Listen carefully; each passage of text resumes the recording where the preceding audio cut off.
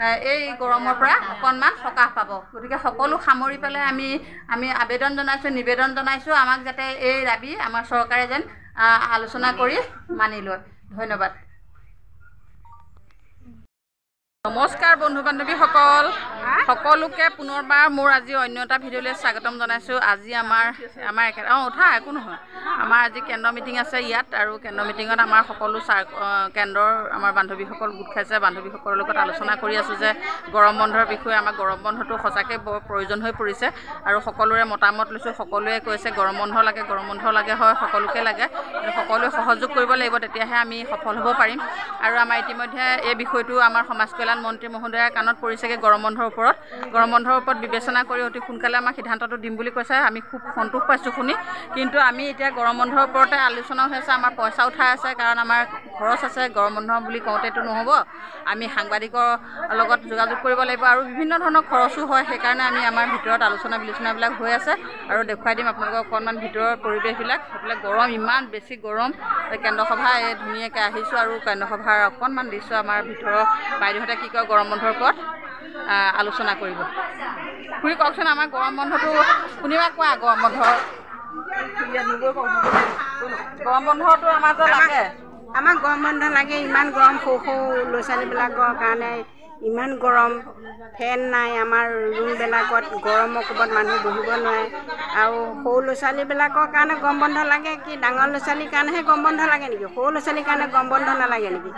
12টা বজাত আমাৰ ছুটি হয়, তময় ৰ'দ গৰম, সেই গৰমত কেনেকৈ মানুহ থাকিব বাৰু? তথাপিতো ল'ৰা ছোৱালীবিলাক তেনেকেই ঘৰলৈ গাৰ্জেণ্টে লৈ যায়হি বাৰু, ধুনীয়াকৈ নাথাকে। কিন্তু গৰম বন্ধটো আমাক গৰমত আমাৰ গৰম বন্ধটো লাগে। গৰম বন্ধটো দিলে মানে ধৰক বহুত ফালৰ পৰা আমাৰ সুবিধা হয়। ল'ৰা ছোৱালীয়ে অকণমান সৰু ল'ৰা ছোৱালীবিলাক অকণমান গাটো ভাল হয়। সকলো গৰমতে একেবাৰে তেনে সবনা হৈছে, কাৰণ ইয়াত কাৰেণ্টৰ কোনো কাৰেণ্ট নাই নহয় ন? কাৰেণ্টৰ ফেনৰ ব্যৱস্থা নাই। আছে আমাৰ হেৰি ধুনুকণা এখন আছে, ৱাৰডাল ভাঙিলে আনি দিয়াৰ লগে লগে, কিন্তু বতাহ আকৌ ধুনীয়াকৈ আহে। সকলোৱে ধুনীয়াকৈ বিচনী মাৰি মাৰি বহি আছে, আৰু আমাৰ কেন্দ্ৰ মিটিং আৰম্ভ হ'ব। খন্তেক পিছতে আমাৰ মুখ্য সবিকা বাইদেউ আহি পাবহি। আমাৰ কিছু কাম আছে, কামখিনি কৰি থকা হৈছে। ইয়া চাওক, আমাৰ এইফালে বাইদেউ এইফালে পইচা পাতি উঠাই আছে। ইয়া চাওক,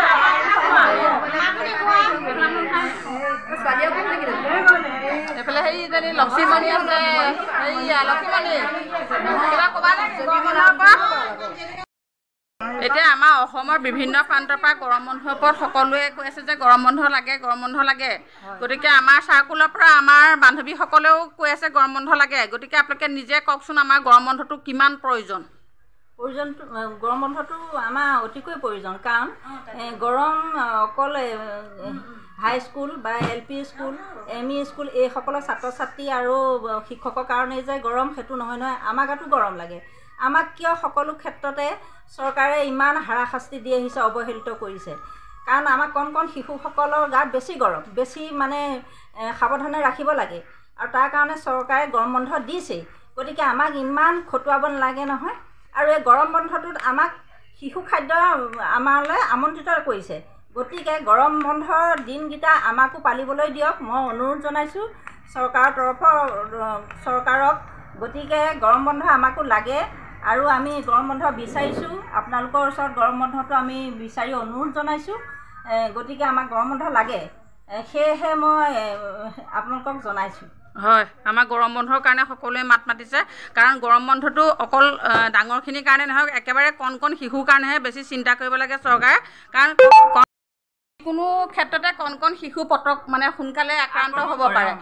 এতিয়া যিটো গৰম পৰিছে, 37-38 ডিগ্ৰী উষ্ণতা হৈছে, আৰু সেই সময়ত শিশুৱে এনেকুৱা এটা সাধাৰণ ঘৰত ফেন নোহোৱাকৈ বা কোনো সুবিধা নোহোৱাকৈ থকাটো বৰ সৰু কথা নহয়। সেয়েহে কণ শিশুৰ কথা চিন্তা কৰি লগতে আমাকো অকণমান সকাহ দিব বুলি আমি চৰকাৰলৈ যদি মোৰ ভিডিঅ'টো বহুত বৰ্তমান সমগ্ৰ অসমৰ বিভিন্ন প্ৰান্তৰ বান্ধৱীসকল আৰু বিভিন্ন কৰ্তৃপক্ষই চাই, গতিকে তেখেতসকলে মই অনুৰোধ কৰিছোঁ, আমাৰ চাৰ্কুলৰ সকলো বান্ধৱীয়ে অনুৰোধ কৰিছে যে গৰম বন্ধটো আমাক যেনেকৈ হ'লেও আমি বিচাৰিছোঁ আমাক গৰম বন্ধ লাগে আৰু গৰম বন্ধৰ কাৰণে আমাৰ সকলো ছোৱালীয়ে মাত মাতিছে অকণমান আমাক চকু মেলি চাওক আমাৰ গৰম বন্ধটো বহুত প্ৰয়োজন হৈ পৰিছে কণ শিশুৰ কথা চিন্তা কৰি কণ শিশুৰ নিৰাপদৰ কথা চিন্তা কৰি আপোনালোকে গৰম বন্ধৰ ব্যৱস্থা কৰক তাৰ বাবে আমাৰ এই চাৰ্কুলৰ পৰা বিনম্ৰভাৱে অনুৰোধ জনাইছোঁ যাতে আমাৰ এই দাবী আমাৰ এই আজি এই আলোচনা চৰকাৰৰ কৰ্তৃপক্ষৰ বিষয়ববীয়াৰ কাণত যে পৰে তেখেতসকলেও যাতে অকণমান মাত মাতি আমাক যেন এই গৰম বন্ধৰ পৰা মুক্ত কৰে মানে গৰম বন্ধ মানে বন্ধ